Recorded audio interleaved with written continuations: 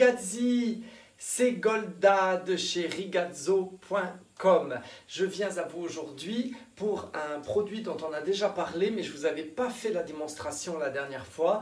Et c'est un produit que je ne connaissais pas encore très bien, il a fallu que je le teste un petit peu, mais j'ai eu beaucoup de messages de votre part le concernant. C'est le cache-barbe. Alors comme vous le savez, les produits que nous utilisons, que nous distribuons chez Rigazzo sont souvent de la marque Lochrome. C'est des produits de maquillage professionnel, et ça c'est le cache-barbe, qui est un produit qui est très dur à trouver dans différentes marques. Alors vous voyez, c'est un tube comme ceci, le mien est bien usé, c'est un peu comme un crayon, une espèce comment dirais-je, oui, comme un crayon avec lequel on pourrait dessiner, un petit peu épais comme ça, comme un gros feutre. Il existe en deux couleurs, le clair nordique et le latina. Moi j'utilise le latina parce que j'ai une peau un petit peu sombre. Alors vous voyez ici, j'ai déjà mis le cache-barbe sur la moitié de mon visage. Donc c'est essentiellement pour enlever tout le côté un peu noir que peut donner une barbe brune. Alors moi je suis rasé là de près, je me suis rasé il y a quelques minutes à peine, mais on voit quand même malgré tout la barbe. Alors, et vous voyez la différence sur ce côté du visage, la barbe est déjà marquée. Quand je vais mettre mon fond de teint par-dessus, ça le rendra totalement invisible, cette trace de barbe, et éventuellement la barbe qui va pouvoir repousser, parce que ça repousse, comme vous le savez, très rapidement au bout de 6 heures. Alors je vous montre ici la moustache.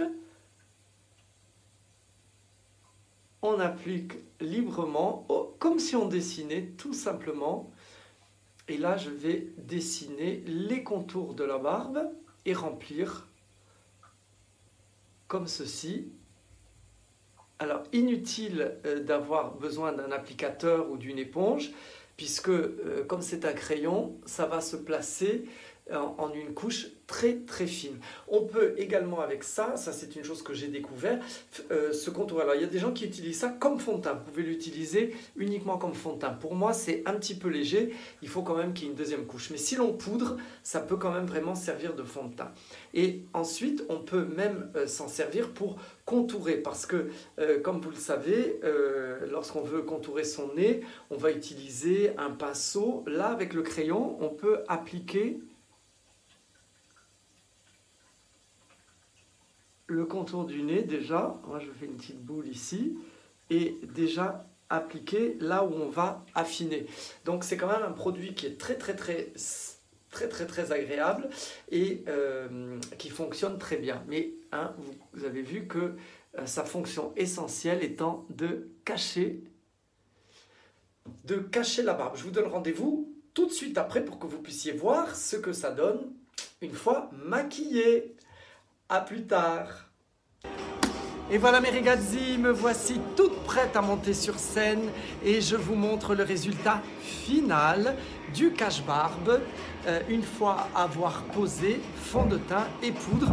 Comme je vous l'ai déjà dit, on peut utiliser le cache-barbe en fond de teint uniquement, on peut l'utiliser partout. Là je l'ai utilisé comme je vous ai montré sur la barbe, ainsi que pour cacher mes sourcils. Je vous fais 1000 bisous, je vous donne rendez-vous très bientôt mes Rigazzi sur rigazzo.com.